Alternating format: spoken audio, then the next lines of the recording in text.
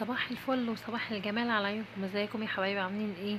معايا النهارده وصفه سهله جدا لكيكه الشاتو بطريقه ولا اروع من كده. شايفين؟ غرقانه بصوص الشوكولاته. مقاديرها سهله وبسيطه، المكونات كلها من البيت. عندي المقادير بتاعتي كبيره شويه، يعني القالب بتاعي كبير شويه، لو عايزينها ممكن نقسمها على 2. عندي كوبايه كاكاو خام اسباني، وعندي كوبايتين زيت، وكوبايتين لبن، واربع بيضات زي ما احنا شايفين. كوبايتين اللبن اهو، وعندي كوبايتين سكر، وكوبايتين دقيق، وباكو بيكنج باودر، ورشة ملح زي ما احنا شايفين. وعندي كيس فانيليا كبير، لو صغير نحط كيسين، ومعلقة خل. هجيب عندي اول حاجة في الخلاط. اول حاجة هعمل الصوص اللي هاخد منه كوباية عشان اسقي بيها الكيكة بتاعتي.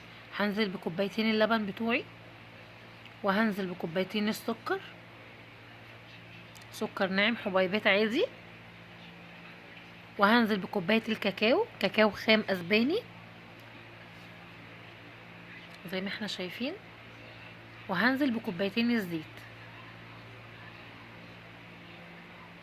وهضرب ده كله في الخلاط زي ما احنا شايفين اهو.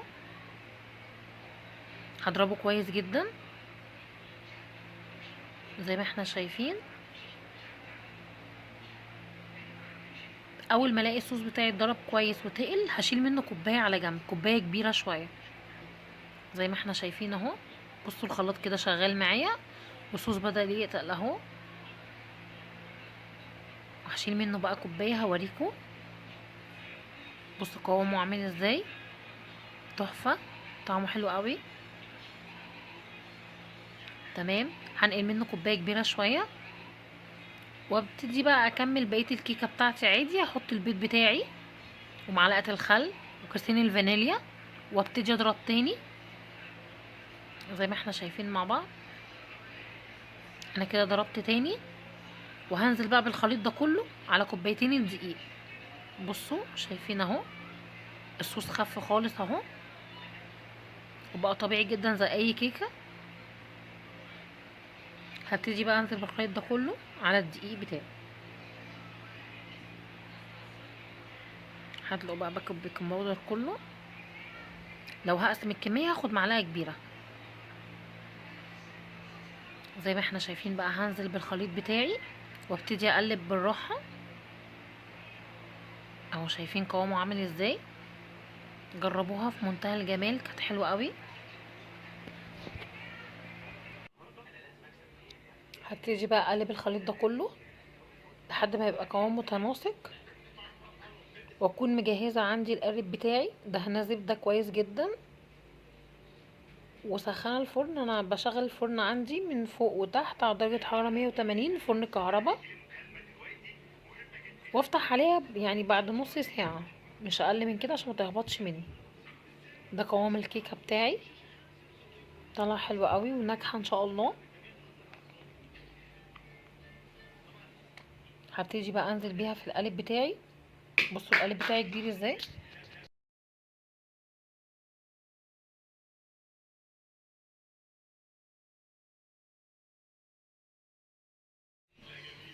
انا كده خلاص فضيتها في القالب بتاعي. هدخلها بقى الفرن واوريكم خطوه خطوه. بصوا شايفين، انا كده قافله عليها الفرن وبصور من بره. بصوا بقى خلاص كده، انا اختبرتها بالخله طلعت نظيفه. بصوا عليت معايا قد ايه، ما شاء الله. انا كده خرجتها خلاص. هبتدي اسقيها بقى بالصوص بتاعي زي ما احنا شايفين. بصوا الخله طالعه نظيفه ازاي، مفيش اي حاجه. كده كيكه ناجحه الحمد لله. هبتدي بقى اسقيها بالصوص ده، وهوريكم بعد ما اتسقت شكلها هيبقى عامل ازاي. بصوا شايفين طالعه مرايه ازاي، متناسقه جدا. التزويق طبعا حسب الرغبه. ده كان الشكل النهائي معايا. اتمنى ان انتوا تكونوا استفدتوا، وفيديو خفيف على قلبكم. واشوفكم في فيديو جديد، وما تنسوش لايك وشير وسبسكرايب عشان اكبر بيكم.